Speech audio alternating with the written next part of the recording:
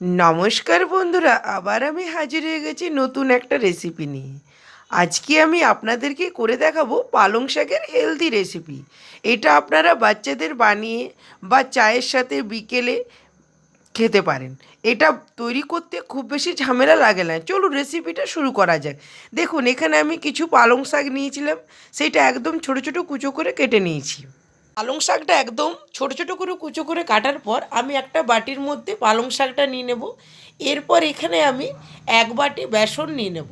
এখানে এক বাটি বেসন, পরিমাণ মতো নুন, হলুদ, ধনে গুঁড়ো, লঙ্কা গুঁড়ো, গোটা তিল, এগুলো আমি দেওয়ার পর এখানে সামান্য পরিমাণে হিং দিয়ে দেবো। আপনারা যদি হিংটা না দিতে চান না দিলেও চলবে, আমি একটু দিলাম, খেতে ভালো লাগে, গন্ধটা ভালো লাগে। এরপর দেব গোটা তিল। গোটা তিলটা কিন্তু দিতে না দিলে কিন্তু টেস্টটা লাগবে না। আপনাদের হাতের কাছে যদি গোটা তিল না থাকে আপনারা এর বদলে এখানে গোটা জিরেও দিতে পারেন। এরপর আমি ভালো করে বেসন আর পালং শাকটা মেখে নেব।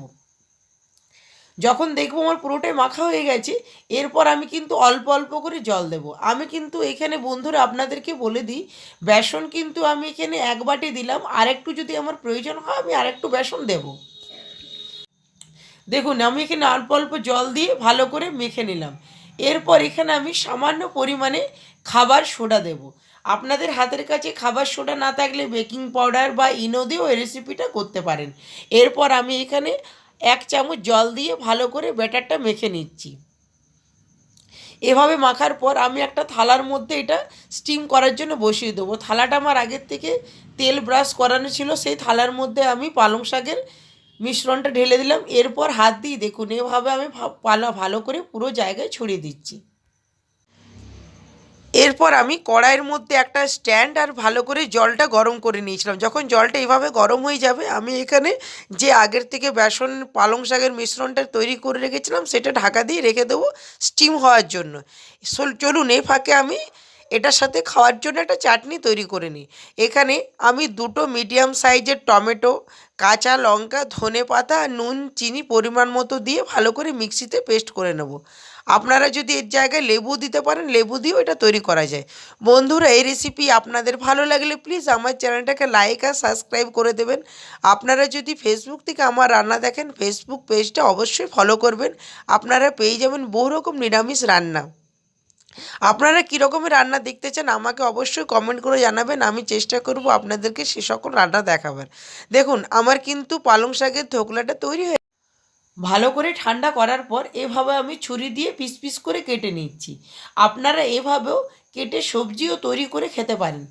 এটা আপনারা চায়ের সাথে বিকেলে বা বাচ্চাদের টিফিনও দিতে পারেন। এটা খেতে কিন্তু খুব হেলদি এবং পুষ্টিকর। দেখুন এভাবে আমি চৌকো চৌকো পিস করে কেটে নিলাম। এরপর আমি আপনাদেরকে দেখাচ্ছি আমার কত সুন্দর ধোকলাটা তৈরি হয়েছে। এরপর আমি সবগুলো ছাড়িয়ে নিচ্ছি। দেখুন, আমি আপনাদেরকে দেখিয়ে দিচ্ছি চাটনির রঙটা আমার কী সুন্দর হয়েছে। এরপর আমি কড়াইয়ের মধ্যে সামান্য পরিমাণে সাদা তেল গরম করে নেব। সাদা তেল গরম হয়ে যাবার পর এখানে 2 চামচ সাদা তিল, গোটা সর্ষে আর দুটো কাঁচা লঙ্কা আমি চিড়ে দিয়ে দেব। এখানে আপনারা একটু লেবু রসও দিতে পারেন, একটু অন্যরকম স্বাদ লাগবে।